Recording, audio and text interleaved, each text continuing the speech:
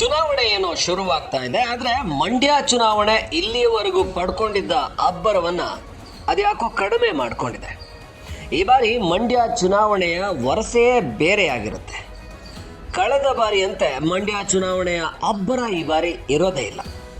ಹಾಗಾದ್ರೆ ಪ್ರತಿ ಬಾರಿ ಕಲರ್ಫುಲ್ ಅನ್ಸ್ಕೊಳ್ತಿದ್ದ ಮಂಡ್ಯ ಲೋಕಸಭಾ ಚುನಾವಣೆ ಸಪ್ಪೆ ಆಗ್ಬಿಡುತ್ತಾ? ಇಲ್ಲ. ಇಲ್ಲಿ ಒಂದು ಗೆಲುವಿನ ಮರ್ಮವನ್ನ ಕಾಂಗ್ರೆಸ್ ಹಾಗೆ JDS BJP ಪಕ್ಷಗಳು ಅರಿತುಕೊಂಡ್ಬಿಟ್ಟಿವೆ. ಹಳೆ ಮೈಸೂರು ಭಾಗದಲ್ಲಿ, ಅದರಲ್ಲೂ ಕೂಡ ಹಾಸನ ಮಂಡ್ಯ ಭಾಗದಲ್ಲಿ ಚುನಾವಣೆಯನ್ನ ಗೆಲ್ಲಬೇಕು ಅಂದ್ರೆ ಆ ಒಂದು ಸೀಕ್ರೆಟ್ ಅನ್ನ ಅರಿತಿರಲೇಬೇಕು. ಇದು ಕಳೆದ ವಿಧಾನಸಭಾ ಚುನಾವಣೆಯಲ್ಲಿ, ಲೋಕಸಭಾ ಚುನಾವಣೆಯಲ್ಲಿ ಪ್ರೂವ್ ಆಗಿದೆ. ಹಾಗಾದ್ರೆ ಸ್ಟಾರ್ ಚಂದ್ರು ಹಾಗೆ HD ಕುಮಾರಸ್ವಾಮಿ ಸೈಲೆಂಟ್ ಆಗಿ ಚುನಾವಣೆಯನ್ನ ಗೆಲ್ಲೋದಕ್ಕೆ ಹೊರಡ್ತಾ ಇದ್ದಾರೆ. ಯಾಕೆ?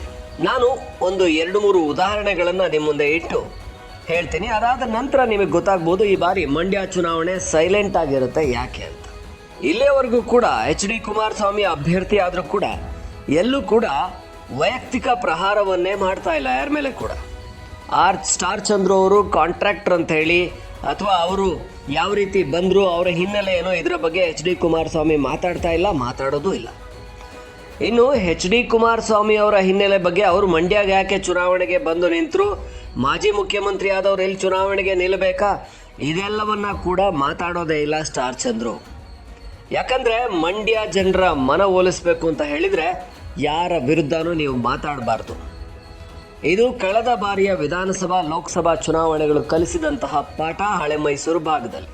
ಇದೇ ಮಂಡ್ಯದಲ್ಲಿ ಕಳೆದ ಲೋಕಸಭಾ ಚುನಾವಣೆಯಲ್ಲಿ ನಿಖಿಲ್ ಕುಮಾರಸ್ವಾಮಿ ಮಂಡ್ಯದಾದ್ಯಂತ 7 ಶಾಸಕರನ್ನ ಕಟ್ಕೊಂಡು ಚುನಾವಣಾ ಹೋರಾಟಕ್ಕಿಳಿದಾಗ ಗೆದ್ದೇ ಬಿಡ್ತಾರೆ ಅಂತ ಇರುವಾಗ HD ರೇವಣ್ಣ ಮಾಡಿಕೊಂಡ್ರು ಎಡವಟ್ಟು. ಅವರು ಸುಮಲತಾ ಅವರ ಬಗ್ಗೆ ಮಾತನಾಡುವಾಗ ಗಂಡ ತೀರ್ಕೊಂಡು ಇನ್ನೂ 3 ತಿಂಗಳಾಗಿಲ್ಲ, ಈಗ ಚುನಾವಣೆ ಬೇಕಿತ್ತಾ ಅನ್ನುವಂಥ ಅವಹೇಳನಕಾರಿಯಾದಂಥ ಮಾತನಾಡಿದರು. ಇದು ಮಂಡ್ಯ ಜನರ ಮನಸ್ಸಲ್ಲಿ ಕೂತು ಬಿಡ್ತು.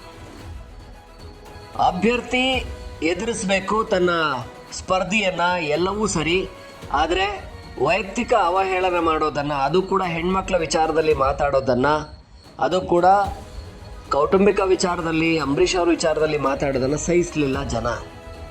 ಅದಕ್ಕೆ 5ರಿಂದ 10 ಸಾವಿರ ಅಂತರದಲ್ಲಿ ಗೆಲ್ಬೋದು ಅಂದ್ಕೊಂಡಿದ್ದಂಥ ಅಭ್ಯರ್ಥಿ 1 ಲಕ್ಷಕ್ಕಿಂತ ಹೆಚ್ಚಿನ ಮತಗಳ ಅಂತರದಲ್ಲಿ ಗೆಲ್ಲೋದಕ್ಕಾಯಿತು. ಇದರ ಜೊತೆಗೇನೆ ನಿಖಿಲ್ ಕೂಡ ಎಡವಟ್ ಮಾಡಿಕೊಂಡ್ರು. ಪ್ರಚಾರದ ವೇಳೆ ರಾಕಿಂಗ್ ಸ್ಟಾರ್ ಯಶ್ ಅವರ ಬಾಡಿಗೆ ಮನೆ ವಿಚಾರ, ಬಾಡಿಗೆ ಕೊಡೋಕ್ಕಾಗದೇ ಇರೋ ವಿಚಾರ, ಅದು ಕೋರ್ಟಲ್ಲಿರೋ ವಿಚಾರ, ಇದರ ಬಗ್ಗೆ ಮಾತಾಡಿದರು. ಇದಕ್ಕೆ ಯಶ್ ಕೂಡ ಅದಾದ ನಂತರ ಕೌಂಟ್ರನ್ನು ಕೊಟ್ಟರು. ಆದರೆ ಸ್ಟಾರ್ಟ್ ಮಾಡಿದ್ದು ಇದು ನಿಖಿಲ್ ಕುಮಾರಸ್ವಾಮಿ ಅವರ ಭಾಗದಿಂದಲೇ ಆಗಿತ್ತು. ಕಳೆದ ಲೋಕಸಭಾ ಚುನಾವಣೆಯಲ್ಲಿ ಪ್ರತಿ ಬಾರಿ ಕೂಡ ಆ್ಯಕ್ಷನ್ ಮಾಡಿದ್ದು JDS ಕಡೆಯಿಂದನೇ.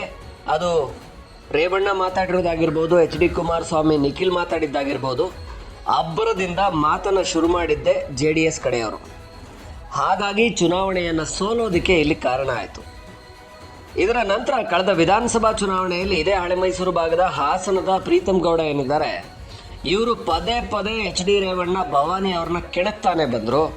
ನನ್ನ ಮುಂದೆ ಯಾರು ಬೇಕಾದರೂ ಬಂದು ನಿಂತ್ಕೊಳ್ಳಿ ಸ್ಪರ್ಧೆಗೆ, ಅವರು ಮಾಡೋದು ರಾಜಕೀಯ, ನಾನು ಮಾಡೋದು ರಾಜಕೀಯನೇ, ನನಗೆ ಗೊತ್ತು ಯಾರನ್ನ ಹೇಗೆ ಸೋಲಿಸಬೇಕು ಅಂತ. ಈ ಬಾರಿ ಹಾಸನ ಚುನಾವಣೆಯಲ್ಲಿ, ವಿಧಾನಸಭೆಯಲ್ಲಿ ರಿಸಲ್ಟ್ ಡೇ, ನಾನು ಇವಾಗ ಆಡಿರೋ ಮಾತನ್ನು ಟಿವಿಯ ಒಂದು ಸ್ಕ್ರೀನ್ನಲ್ಲಿ ಇಟ್ಕೊಳ್ಳಿ, ಇನ್ನೊಂದು ಸ್ಕ್ರೀನ್ನಲ್ಲಿ ನನ್ನ ರಿಸಲ್ಟನ್ನು ಇಟ್ಕೊಳ್ಳಿ. 50,000ಕ್ಕಿಂತ ಕಡಿಮೆ ಮತಗಳ ಅಂತರದಿಂದ ನಾನು ಸೋತಿದ್ದೆ, ಆದರೆ ಮತ್ತೆ ಚುನಾವಣೆಗೆ ಹೋಗ್ತೀನಿ ಅನ್ನೋ ರೀತಿಯಲ್ಲಿ ಮಾತುಗಳನ್ನ ಪದೇ ಆಡಿದರು. ಇದು ಹಾಸನ ಜನರನ್ನ ಕೆರಳಿಸ್ತು. ಈ ಹಾಸನ ಹಳೆ ಮೈಸೂರು ಭಾಗದ ಜನ ಮಾತಿಗೆ ನಿಲ್ಲುವಂಥವ್ರು, ಮಾತಿಗೆ ಸದಾ ಒಳ್ಳೆಯ ಮಾತಿಗೆ ಎಷ್ಟು ಬೆಲೆಯನ್ನು ಕೊಡ್ತಾರೋ, ಬೆಂಬಲವನ್ನು ಕೊಡ್ತಾರೋ, ಅಷ್ಟೇ ಅಹಂಕಾರದ ಮಾತುಗಳಿಗೆ ಅಥವಾ ಸ್ವಲ್ಪ ಅತಿಯಾದ ಮಾತುಗಳಿಗೆ ವಿರೋಧ ಕೂಡ ಮಾಡ್ತಾರೆ, ಹಾಗೆಯೇ ಪ್ರತ್ಯುತ್ತರ ಕೂಡ ಕೊಡ್ತಾರೆ ಅನ್ನೋ ರೀತಿಯಲ್ಲಿ ಇತ್ತು ಹಾಸನದ ರಿಸಲ್ಟ್. ಇದೆಲ್ಲವನ್ನು ನೋಡಿರುವಂಥ HD ಕುಮಾರಸ್ವಾಮಿ ಹಾಗೆ ಸ್ಟಾರ್ ಚಂದ್ರು ಅಥವಾ ಈ ಮಂಡ್ಯ ಭಾಗದಲ್ಲಿರುವಂಥ ಕಾಂಗ್ರೆಸ್ ನಾಯಕರು ಯಾರು ಕೂಡ HD ಕುಮಾರಸ್ವಾಮಿ ವಿರುದ್ಧವಾಗಿ ಏನನ್ನೂ ಮಾತಾಡ್ತಾ ಇಲ್ಲ.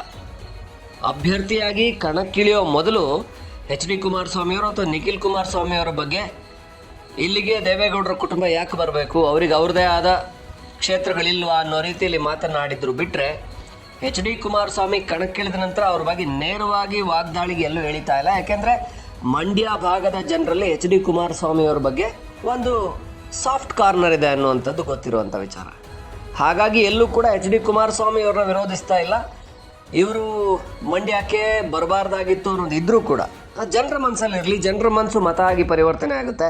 ಅದನ್ನು ನಮ್ಮ ಬಾಯಿಂದ ನಾವು ಹೇಳೋಕೆ ಹೋದರೆ ಇವ್ರು ಯಾಕಪ್ಪ ರಾಮನಗರ ಬಿಟ್ಟು ಬಂದರು, ಇವ್ರು ಯಾಕೆ ಹಾಸನ ಬಿಟ್ಟು ಬಂದರು, ಇವರಿಗಿದು ಬೇಕಿತ್ತ, ಬೆಂಗಳೂರು ಗ್ರಾಮಾಂತರ ನಿಂತ್ಕೋಬೋದಾಗಿತ್ತಲ್ಲ, ಅದನ್ನು ತಮ್ಮ ಅಳಿಯನಿಗೆ ಕೊಟ್ಟು, ಹಾಸನನ ತಮ್ಮ ಅಣ್ಣನ ಮಗನಿಗೆ ಕೊಟ್ಟು, ಒಟ್ಟಾರೆ ಮೂರೂ ಕಡೆ ಕುಟುಂಬದವರೇ ನಿಂತ್ಕೊಂಡ್ರು. ಕೋಲಾರ ಒಂದನ್ನು ಬಿಟ್ಟು, ಅಲ್ಲಿ ಕೋಲಾರದಲ್ಲಿ ಅಭ್ಯರ್ಥಿ ಇಲ್ಲ ಅನ್ನೋ ಕಾರಣಕ್ಕೆ, ಕುಟುಂಬದವ್ರು ಇಲ್ಲ ಅನ್ನೋ ಕಾರಣಕ್ಕೆ ನಿಲ್ಲಿಸ್ಲಿಲ್ಲ. ಇಲ್ಲ, ಅಲ್ಲಿಗೂ ಕುಟುಂಬದವ್ರನ್ನೇ ನಿಲ್ಲಿಸ್ತಾ ಇದ್ರೇನೋ. ಇದನ್ನೆಲ್ಲ ಹೇಳೋದಕ್ಕೆ ಹೊರಟ್ರೆ ಜನರಿಂದ ನೇರವಾಗಿ ನಾವು ಟೀಕೆಗೆ ಗುರಿ ಆಗಬೇಕಾಗುತ್ತೆ. ಅಂದರೆ ಜನರ ಮನಸ್ಸಲ್ಲಿ ಇವರು ಕುಮಾರಸ್ವಾಮಿನ ವಿರೋಧಿಸ್ತಾ ಇದ್ದಾರೆ, ಮಾಜಿ ಮುಖ್ಯಮಂತ್ರಿ, ಈ ಥರದ್ದೆಲ್ಲ ಬರುತ್ತೆ. ಆ ಕಾರಣಕ್ಕೆ ನಾವು ಮಾತಾಡಬಾರ್ದು ಅಂತ ಕಾಂಗ್ರೆಸ್ನವರು ಕೂಡ ಸೈಲೆಂಟ್ ಆಗಿದ್ದಾರೆ. ಇನ್ನೊಂದು ಕಡೆಯಲ್ಲಿ ಎಚ್ ಡಿ ಕುಮಾರಸ್ವಾಮಿ ಕೂಡ ತಾನು ನೇರವಾಗಿ ಎಲ್ಲೂ ಮಾತಾಡ್ತಾ ಇಲ್ಲ. ಸ್ಟಾರ್ ಚಂದ್ರು ಯಾರು, ಅವರು ಯಾಕೆ ಅವ್ರ ವಿರುದ್ಧ ಸ್ಪರ್ಧೆ ಮಾಡೋದ್ರಿಂದ, ಅವ್ರನ್ನ ಸೋಲ್ಸೋದ್ರಿಂದ ನನಗೆ ನೀವು ಕೊಡಬೇಕಾಗಿರೋದೇನು, ಇದು ಯಾವ ವಿಚಾರಗಳು ಕೂಡ ಎಚ್ ಡಿ ಕುಮಾರಸ್ವಾಮಿ ಮಾತಾಡ್ತಾ ಇಲ್ಲ. ಅವರು ಕೂಡ ಸೈಲೆಂಟ್ ಆಗಿದ್ದಾರೆ. ಮುಂದಿನ ಪ್ರಚಾರದ ದಿನಗಳಲ್ಲಿ ಕೂಡ ಯಾವ ವ್ಯಕ್ತಿ ಬಗ್ಗೆ ಕೂಡ ವೈಯಕ್ತಿಕವಾಗಿ ಮಾತಾಡೋದಕ್ಕೆ ಬಹುತೇಕ ಹೋಗೋದಿಲ್ಲ ಅನಿಸುತ್ತೆ. ಎಚ್ ಡಿ ಕುಮಾರಸ್ವಾಮಿ ಬಹಳ ಬಾರಿ ಈ ರೀತಿ ಮಾತನಾಡಿ ವಿರೋಧನ ಎದುರಿಸಿದ್ದಾರೆ. ಆದರೆ ಈ ಬಾರಿಯ ಚುನಾವಣೆಯಲ್ಲಿ ಅದನ್ನು ಮಾಡೋಕ್ಕೆ ಹೋಗೋದಿಲ್ಲ. ಈಗಾಗಲೇ BJP JDS ಒಗ್ಗಟ್ಟಾಗಿ ಚುನಾವಣೆ ಎದುರಿಸ್ತಾ ಇರೋದ್ರಿಂದ, BJPಯ ಒಂದಷ್ಟು ನಾಯಕರು ಕೂಡ ಇರೋದ್ರಿಂದ ಕುಮಾರಸ್ವಾಮಿಯವರು ಭಾಳ ಎಚ್ಚರಿಕೆಯಿಂದ ಮಾತಾಡುವಂಥ ಕೆಲಸನ ಮಾಡ್ತಾರೆ.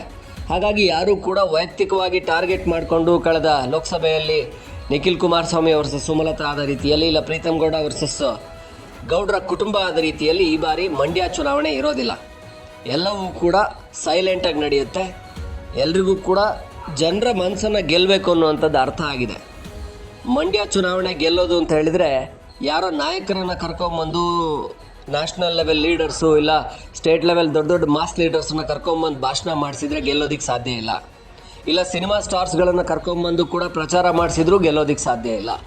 ಮಂಡ್ಯದಲ್ಲಿ ಗೆಲ್ಲಬೇಕು ಅಂತ ಹೇಳಿದರೆ ಜನರ ಮನಸ್ಸನ್ನು ಗೆಲ್ಲಬೇಕು. ಹಾಸನದಲ್ಲಿ ಗೆಲ್ಲಬೇಕು ಅಂದರೆ ಜನರ ಮನಸ್ಸನ್ನು ಗೆಲ್ಲಬೇಕು. ಹಾಗಾಗಿ ಯಾವುದೇ ಕಾರಣಕ್ಕೂ ವಿರೋಧ ಕಟ್ಕೋಬಾರ್ದು, ಯಾರ ಬಗ್ಗೆ ಕೂಡ ನೆಗೆಟಿವ್ ಮಾತಾಡೋಕ್ಕೆ ಹೋಗಬಾರ್ದು. ಹಾಗಾಗಿ ಈ ಒಂದು ಐಡಿಯಾದಲ್ಲಿ, ಈ ಒಂದು ಪ್ಲ್ಯಾನ್ನಲ್ಲಿ ಒಂದು ಕಡೆ ಸ್ಟಾರ್ ಚಂದ್ರು, ಇನ್ನೊಂದು ಕಡೆ ಎಚ್ ಡಿ ಕುಮಾರಸ್ವಾಮಿ ಇಬ್ಬರೂ ಕೂಡ ಹೋಗ್ತಾ ಇದ್ದಾರೆ. ಹಾಗಾಗಿ ಈ ಮಂಡ್ಯ ಭಾಗದಲ್ಲಿ ಈ ಬಾರಿ ಮಾತಿನ ಭರಾಟೆ ಇರೋದಿಲ್ಲ, ಹಾಗೆ ಮಾತಿನ ಎದುರೇಟುಗಳು ಕಾಣಿಸೋದಿಲ್ಲ. ಸೈಲೆಂಟಾಗಿ ಚುನಾವಣೆ ನಡೆಯುತ್ತೆ. ಹಾಗೇನಾದರೂ ಕಾಣಿಸಿದ್ದೇ ಆದರೆ ಬಹುಶಃ ಅದು ಬೆಂಗಳೂರು ಗ್ರಾಮಾಂತರ ಭಾಗದಲ್ಲಿ ಕಾಣಿಸ್ಬೋದು, ಇಲ್ಲಾಂದರೆ ಹಾಸನ ಭಾಗದಲ್ಲಿ ಸ್ವಲ್ಪ ಕಾಣಿಸ್ಬೋದು. ಯಾಕೆಂದರೆ ಅಂಥ ಇಬ್ಬರು ದೊಡ್ಡ ದೊಡ್ಡ ಅಭ್ಯರ್ಥಿಗಳು ಇಲ್ಲಿ ಕಾಣಿಸ್ಕೊಳ್ತಾ ಇಲ್ಲ.